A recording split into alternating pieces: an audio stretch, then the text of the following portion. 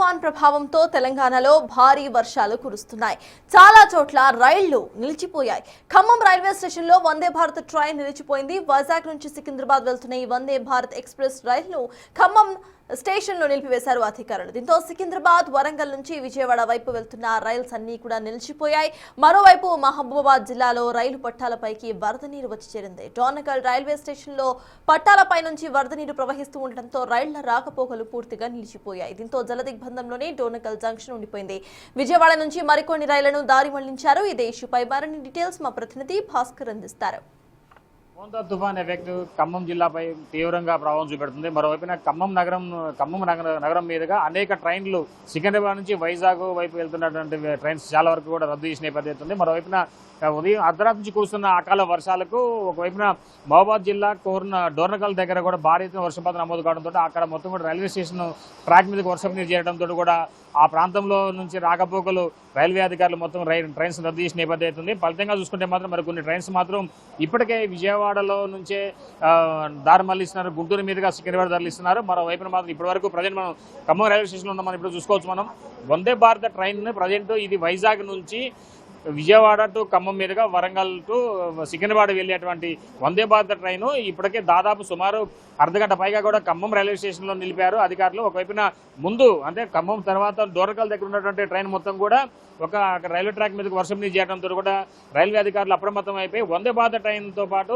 మరికొన్ని ట్రైన్స్ ఎక్కడ నిలిపేసిన నేపథ్యం అవుతుంది. మరోవైపున ఇప్పుడు ప్రజెంట్ వందే భారత్ ట్రైన్ మాత్రం మరలా ఖమ్మం నుంచి మళ్ళీ రిటర్న్ వెనక్కి విజయవాడ మీదుగా మరలా గుంటూరు నుంచి విష్ణుపురం మీదుగా దీన్ని సికింద్రాబాద్ తరలించేందుకు అధికారులు ఏర్పాటు చేసిన నేపథ్యం. చాలా మంది ప్రయాణికులు కూడా మనతో పాటు మనం మాట్లాడి చూద్దాం. సార్ చెప్పండి మీరు ఎక్కడి నుంచి వస్తున్నారు, ఎటు వెళ్తున్నారు మీరు, అసలు మీకు ఏమైంది ఇక్కడ? వైజాగ్ వెళ్ళాలి సార్, మేము వైజాగ్ వెళ్ళాలండి. కోనర్క్ సూపర్ ఫాస్ట్ ఎక్స్ప్రెస్ ఆ ట్రైన్ ఈరోజు మహిబాద్ దగ్గర ఆగింది. ఆ ట్రైన్కి వెళ్ళాలంటే ఇప్పుడు వర్షం పడుతుంది, దానివల్ల డోర్నకల్ దగ్గర వర్షం పడుతుందంట. అక్కడ మొత్తం బ్లాక్ అయిపోయిందంట వాటర్. ఇప్పుడు ట్రైన్ రావాలంటే మినిమం వర్షం తగ్గితేనే వస్తుందంట, లేకపోతే రాదంట ట్రైన్. చెప్పలేమని కూడా అదే అంటున్నారు. టికెట్లు మొత్తం వేస్ట్ అయిపోయి రిజర్వేషన్ టికెట్స్.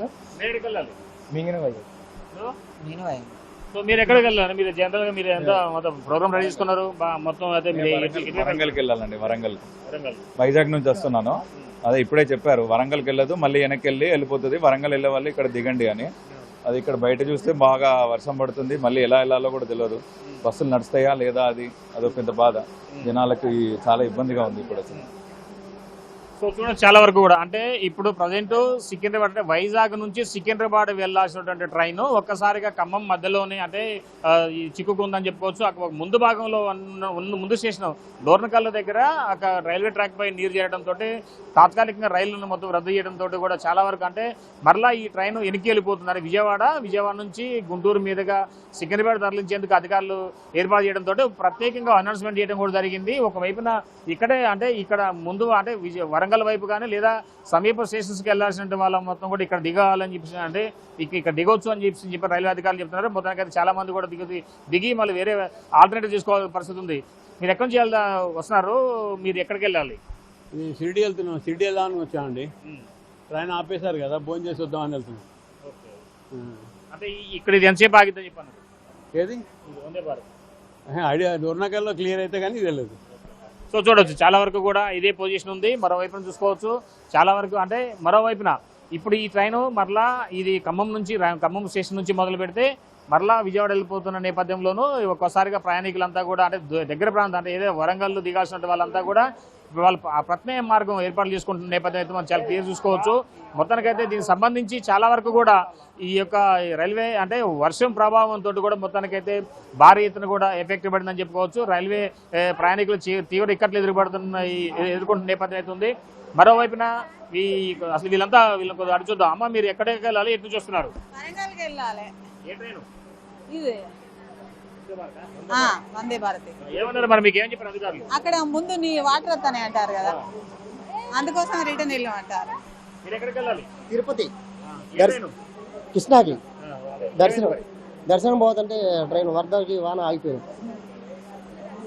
సో చూడొచ్చు చాలా వరకు కూడా ఒకవైపున ఖమ్మం నుంచి కృష్ణా ఎక్స్ప్రెస్ పోవాలన్నా సరే, తిరుపతి వెళ్ళాలన్నా లేదా విజయవాడ వెళ్ళాలన్నా లేదా వైజాగ్ కానీ లేదా చెన్నై పోవాలన్నా సరే ఇదే పరిస్థితి నెలకొంది. ఒకవైపున ఇప్పటికే ఆంధ్రప్రదేశ్ రాష్ట్రంలో మోంతా తుఫాన్ మొత్తం భారీ ఎత్తున కూడా ఒక్కసారిగా ఉగ్రరూపం దాలుస్తూ గంటకు 110 కిలోమీటర్ల వేగంతో వ్యాపిస్తున్న తరుణంలో ఒక్కసారిగా సమీపంలో ఉన్నటువంటి ఖమ్మం జిల్లా సరిహద్దు ప్రాంతాలు ఒకవైపున అశ్వరాపేట కావచ్చు, మరోవైపున ఖమ్మం కావచ్చు, మరోవైపున చూసుకుంటే ఉమ్మడి జిల్లాలో చాలా వరకు ఈ యొక్క మోంతా తుఫాను ప్రభావం పడిందని చెప్పుకోవచ్చు. ఫలితంగా ఇప్పుడు ప్రజెంట్ రైల్వే ప్రయాణికులు చాలా ఇక్కట్లు ఎదుర్కొంటున్నారు. ఇప్పుడు ఈ ట్రైన్ కూడా ఇప్పుడు సంబంధించి కాసేపట్లో మరలా ఈ వందే భారత్ ట్రైన్ ఖమ్మం నుంచి మొదలై మరలా ఎనికి విజయవాడ వెళ్ళిపోయేందుకు రంగం సిద్ధమైంది. ఇప్పటికే అధికారులు చాలా వరకు కూడా ప్రయాణికులు కొంతవరకు వాయిదా తీసుకోవాలని చెప్తున్న నేపథ్యం అయితే ఉంది. మరోవైపు ఇప్పటికీ ఈ యొక్క వంద తుఫాన్ ఎఫెక్ట్ ఇంకా రేపటి వరకు ఉంటున్న నేపథ్యంలోనూ చాలా వరకు దూర ప్రయాణంలో ప్రయాణం చేసే వాళ్ళంతా కూడా వాయిదా తీసుకోవాలని కూడా రైల్వే అధికారులు చెప్తున్న నేపథ్యం అయితే ఉంది.